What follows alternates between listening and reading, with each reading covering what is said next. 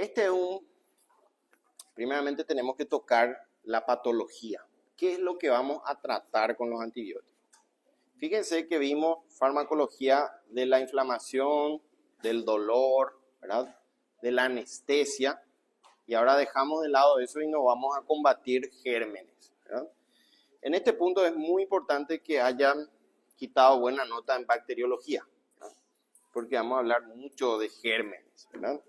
Necesitamos saber gram positivos, aeróbico, aeróbico estricto, gram negativo, ¿verdad? Anaerobios. Y necesito que recuerden los gérmenes. Los gérmenes. O sea, vamos a estar obligados a aprendernos los gérmenes definitivos. ¿Por qué? Porque el día de mañana va a venir un paciente con una infección.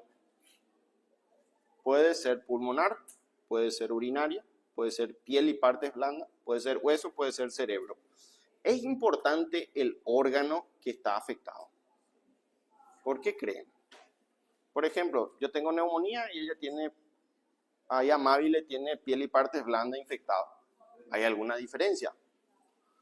Sí, porque cada órgano tiene un germen en el cual es más predilecto para ese órgano. Por ejemplo, en el pulmón, ustedes saben que el 75-80% de los gérmenes que infecta el pulmón, ¿quién es?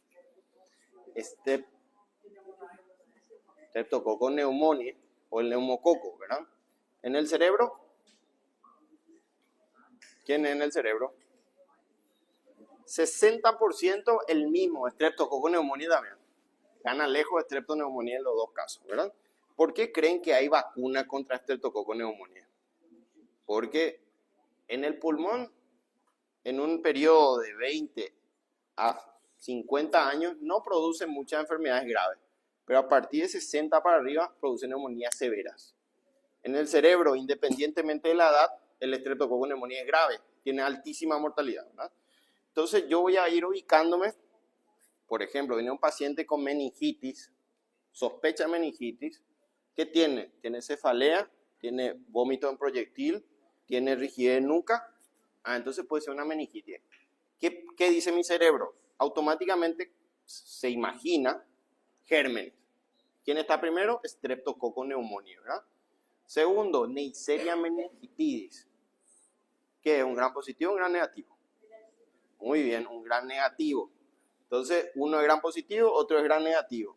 ¿Quién le sigue? Haemophilus influenzae. ¿Gram negativo o gram positivo? Bueno, se está difícil. No, Haemophilus influenzae. Justamente, hace poco hubo una competencia así de conocimiento. Era una competencia de residencias. Estaban todas las grandes escuelas del Paraguay, estaba Hospital de Clínica, estaba IPS Central, estaba Hospital Nacional, estaba el regional, y le hacía preguntas, ¿verdad? Y las preguntas eran difíciles, ¿verdad? O sea, los conocimientos tenían que ser muy elevados. Y una de ellas era, ¿qué vacuna tiene que recibir una persona de primera instancia que tenga mayor a 60 años? Y le dice, ¿verdad? Haemophilus influenzae. Y él entendió lo mismo que influenza. Y no es lo mismo, uno es virus y otro es bacteria. Y le dio como correcto, pero en realidad estaba incorrecto, ¿no? Porque uno es una bacteria gram negativa y el otro, la influenza A y B, son virus, pero es influenza. El otro es Haemophilus influenzae. Entonces realmente da para confundirse.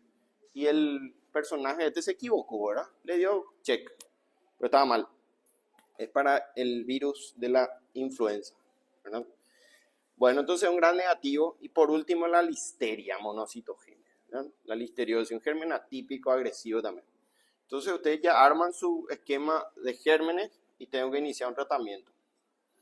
Bueno, de eso vamos a hablar ahora. Vamos a ver que antibiótico se refiere solamente a bacterias. Acá no entran hongos, virus ni parásitos, que son otros microorganismos, ¿no? Solamente vamos a tratar bacterias. Bueno, entonces antimicrobiano constituye un gran grupo, dice, de compuestos estructurales que se componen justamente vamos a atacar estructuras bacterianas, ¿verdad? Dependiendo si son gram positivas o gram negativas. Bueno, cada antibiótico tiene su mecanismo de acción y depende de la bacteria, el mecanismo de acción va a ser dirigido para un grupo poblacional. Ese grupo poblacional o componentes de la bacteria se va a llamar espectro, ¿verdad? O sea, cada antibiótico tiene un espectro. Están los de bajo espectro, los de espectro moderado y los de amplio espectro, ¿verdad? ¿Cuáles son los más potentes? Los de amplio espectro. Seguramente en bacteriología les dijeron que no pueden iniciar antibióticos no respetando un escalón porque van a generar resistencia bacteriana, ¿verdad? Que es la mutación que sufre una bacteria tras el uso incorrecto o del tiempo incorrecto de un antibiótico. Entonces ustedes van a ayudar a mutar la bacteria para que sea más potente. Hace poco, no sé si llegaron a ver, creo que publiqué en el Instagram, un antibiograma en el cual el germen era totalmente resistente a todo lo que hay. No era sensible a nada, ¿verdad? Era resistente a todo. No había que ofrecerle al paciente. ¿Y qué creen que ocurrió con ese paciente? Se murió, ¿verdad? Lastimosamente falleció. ¿Y por qué adquirió tanta resistencia? Porque hacía infecciones a repetición y después se le hizo tantos antibióticos que la bacteria mutó y ya no era sensible a nada. Y fue un evento triste porque ya no tenía que ofrecer, tenía antibióticos de alto poder y ya no le hacía nada. Y finalmente se chocó y falleció, ¿verdad? Bueno, entonces la clasificación de los antibióticos se basa en la clase, el espectro, que es el grupo de gérmenes que va a cubrir o eliminar ese antibiótico, y también la bioquímica en el cual interfiere su mecanismo, ¿verdad? Así como la química de nuestro farmacóforo que va a ser nuestro vehículo. Bueno, finalmente tenemos un diagnóstico de un proceso infeccioso. Imagínense, ustedes están sentados en su consultorio y viene un paciente y le cuenta una historia clínica, le cuenta algo que le pasa, ¿no? Por ejemplo, tengo tos, expectoración, fiebre, me duele el costado, ¿verdad? Ustedes le solicitan un laboratorio y ven leucocitosis con neutrofilia y dicen, esto probablemente sea un cuadro pulmonar infeccioso, ¿verdad? Bacteriano porque mis neutrófilos están elevados. Entonces, diagnostican una neumonía, ¿verdad? Adquirían la comunidad. Entonces, ¿qué van a hacer? Van a iniciar un tratamiento empírico, que vamos a ver enseguida qué significa empírico, para ese foco. O sea, el labor del médico, ¿qué es? Primeramente, escuchar al paciente, crear un diagnóstico y en base a ese diagnóstico eligen su armamento para disparar hacia esas bacterias, ¿verdad? Ese es el trabajo. Si usted se equivoca, ¿quién es el que va a pagar? Y el paciente, ¿verdad? Ocurrió varias veces. Les voy a ir contando historia para que se recreen la imagen, ¿verdad? Bueno, el diagnóstico adecuado del proceso infeccioso se sustenta en un amplio y detallado abordaje del paciente. Por eso dije, hay que preguntarle todos los detalles, desde cuándo, por qué, cómo, tuviste fiebre, no tuviste fiebre. Tratamos de arrancar toda la información. Una vez que tengamos la información, que puede ser que el paciente nos mienta también, ¿verdad? Por ejemplo, ahora tuvimos un caso extremo, Si ven las imágenes, mínimo van a tener náusea, ¿no? Su sistema vegetativo se va a activar y van a tener ganas de vomitar. Es un paciente que se lesionó el talón de Aquiles y posteriormente la infección fue progresando y prácticamente el 70% de la pierna distal está podrida, ¿no? Está podrida, verdosa, ¿no? Verdosa, y el talón de Aquiles se soltó, ¿no? Se soltó. ¿Cuánto tiempo estuvo en la casa así? Un mes, ¿no? Y el pie está colgando así del hueso, ¿no? Bueno, ¿y qué le pasó? Se chocó. No es lo que es sepsis. Se chocó, colapsó el sistema, ya no pudo contener esa infección y estaba intubado hasta ayer en nuestra sala, en una cama normal, ¿verdad? Con noradrenalina, dobutamina, ¿verdad? Sedado, por una infección que un mes antes si venía le íbamos a controlar y se iba a solucionar el problema. Ahora va a entrar para una amputación, ¿verdad? Y por suerte, nosotros ya le condenamos, porque llega un momento que la medicina no hay mucho que ofrecer, ¿no? Pero a partir de allí empezó a orinar otra vez, mejoró la función pulmonar, mejoró la función renal. Los antibióticos hicieron algún milagro ahí y entonces volvió a resurgir, ¿verdad?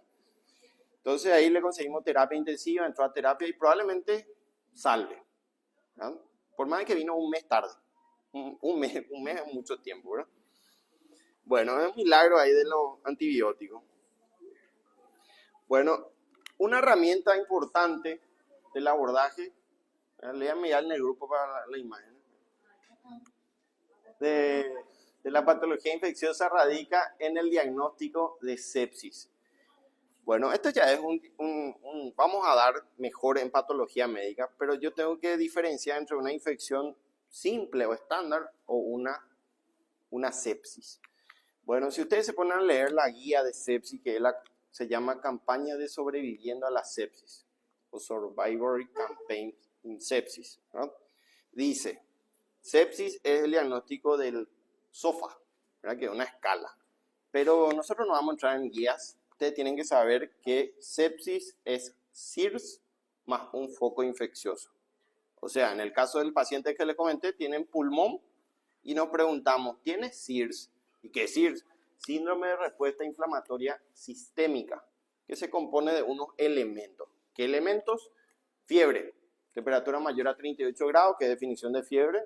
Si hay frecuencia cardíaca aumentada, taquicardia, taquipnea, ¿verdad? Si tiene leucocitosis, más de 12.000. Y también ya hablamos de la taquipnea. O sea, tenemos esto, estamos frente a una sepsis. ¿Y qué es sepsis? Es una infección severa que aumenta notablemente su mortalidad, ¿verdad? ¿Qué viene después de la sepsis? El shock séptico, ¿no? ¿Qué es el shock séptico? Le agregan SIRS más foco infeccioso más hipotensión. O el paciente ya va 90, 60 para abajo. Quiere decir que es tan severa la infección que está produciendo vasoplejía o vasodilatación difusa. Bueno, localización del foco infeccioso. Nosotros como médicos, nuestra labor es agarrar la historia clínica que nos cuenta el paciente, el examen físico, tenemos que ocultarle, vigilarle, mirarle, palparle y posteriormente construimos un diagnóstico hacia un foco. Tenemos que identificar cuál es el foco. Tiene una lesión en piel, en este caso nuestro foco era el pie podrido, que es piel y partes blandas, ¿verdad?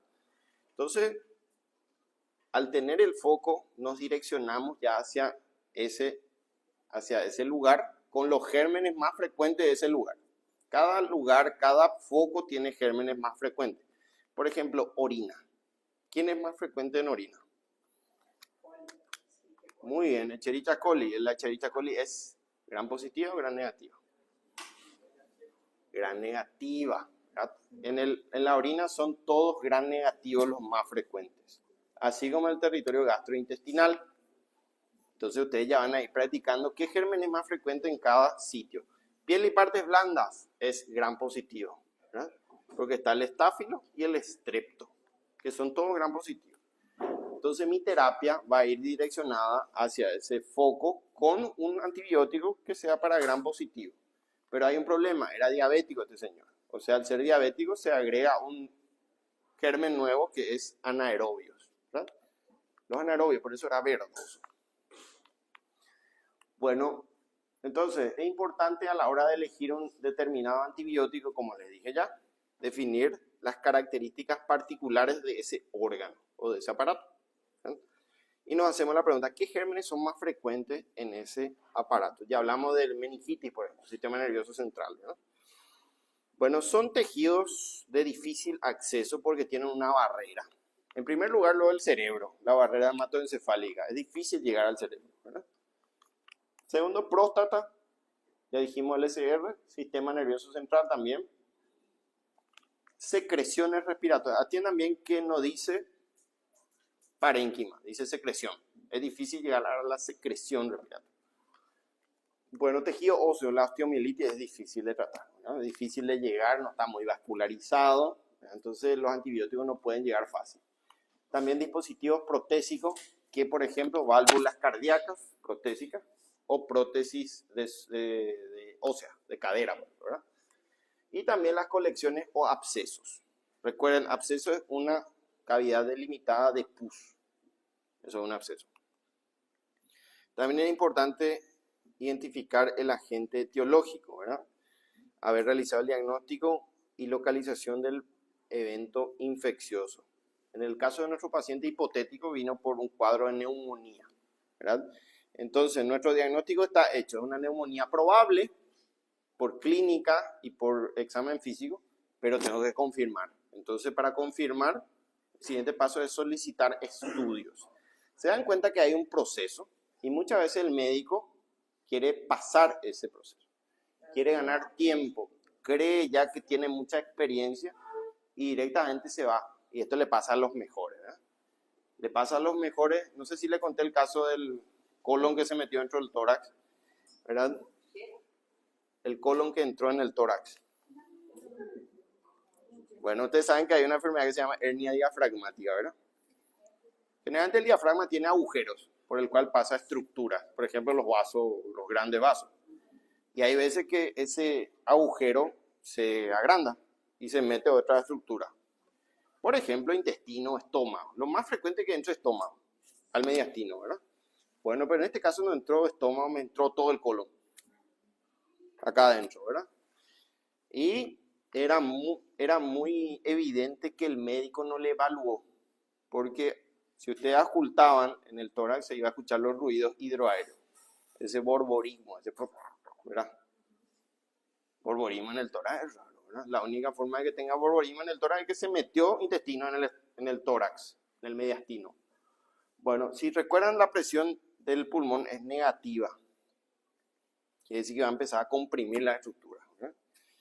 Y se metió tanto contenido porque entró el colon en gran parte de su tamaño y la presión negativa va a empezar a comprimir eso.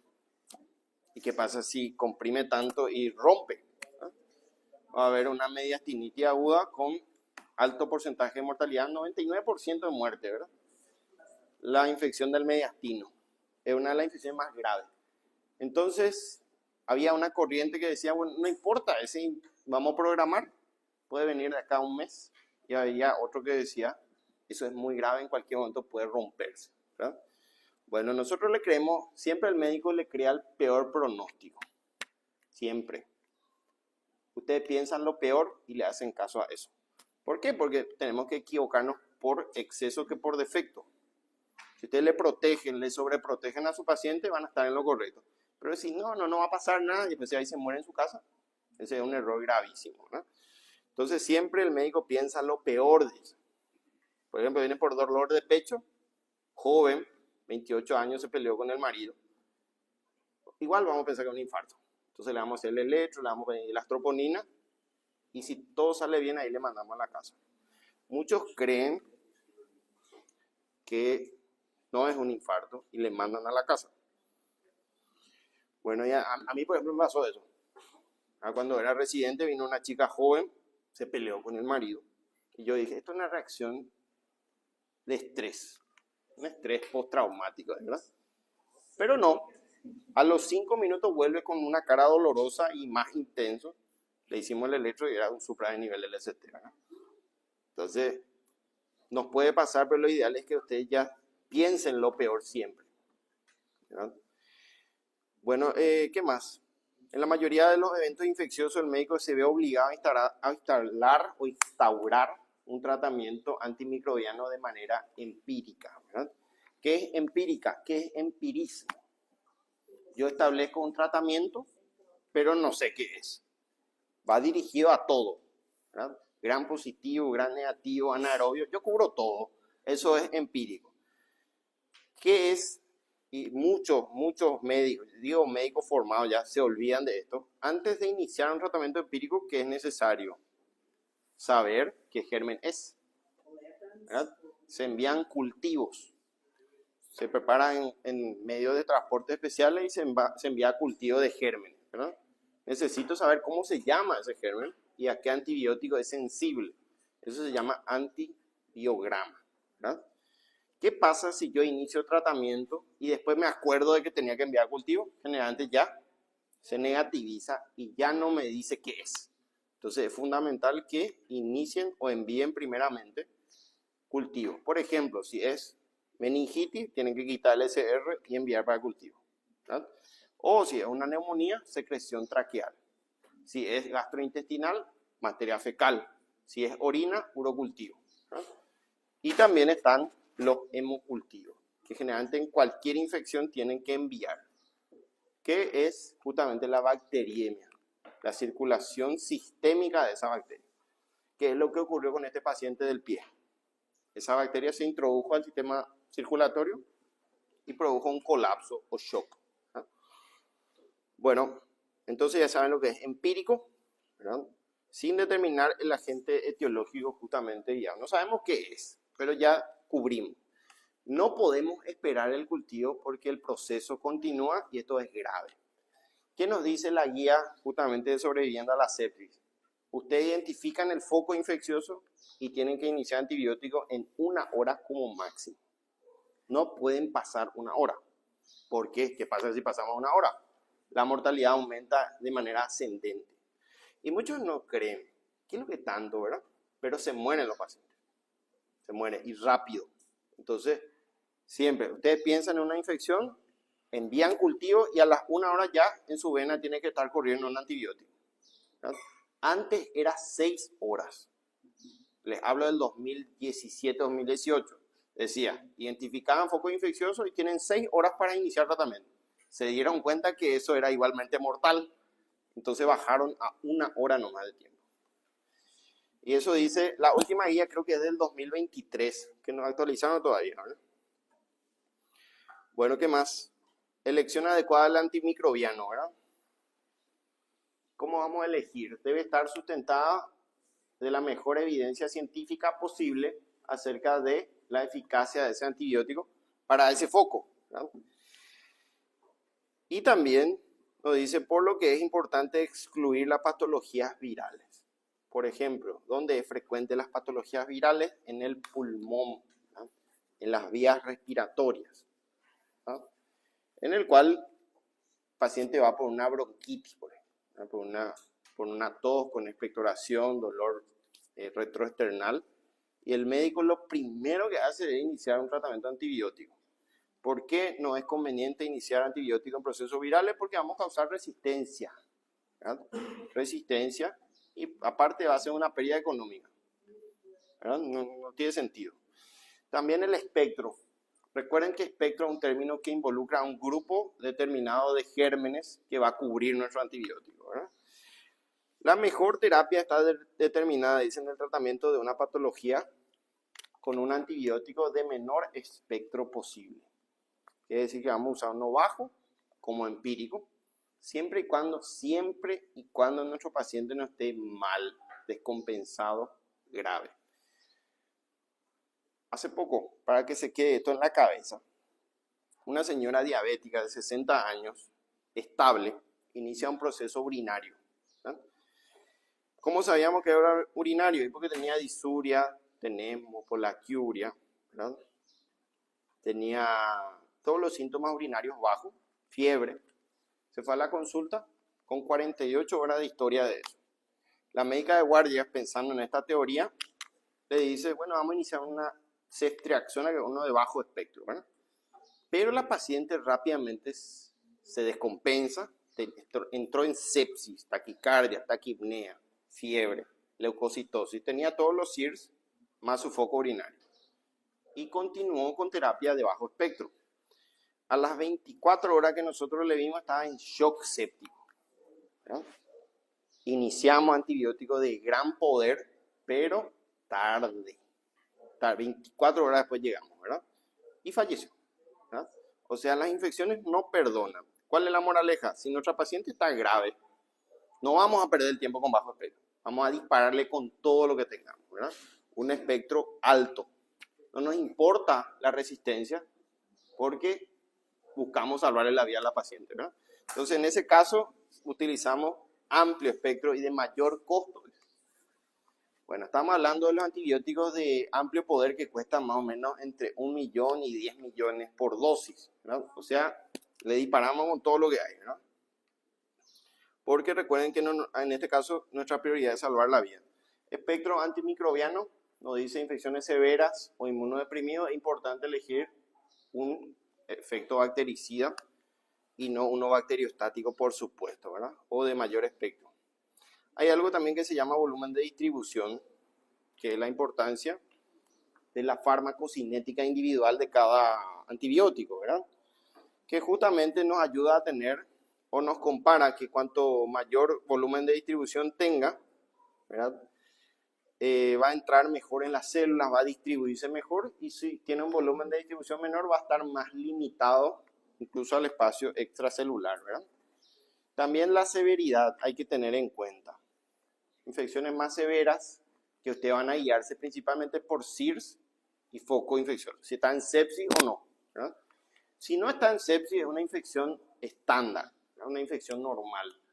Puede ser tratada de manera urgente con antibióticos más eficaces y de espectro mayor, lo que tendrían que haber hecho en la señora de 60 años con infección urinaria. Uno de mayor espectro, mayor monitorización, ¿verdad? Y también la vía de administración. Ustedes van a tener una amplia gama disponible. Vía oral, parenteral, acá también dice rectal, vaginal, tópica, inhalatoria, que recién salimos de eso, ¿verdad? Bueno, la vía oral es cuando el paciente está bien, para un tratamiento ambulatorio, para mandarle a su casa, ¿verdad? ¿Por qué? Porque el fármaco va a sufrir liberación, absorción, metabolismo y después recién va a hacer efecto. Va a tardar mucho tiempo para conseguir un efecto. O sea, vamos a usar en pacientes leves, infecciones leves, ¿verdad? O pacientes ya de alta.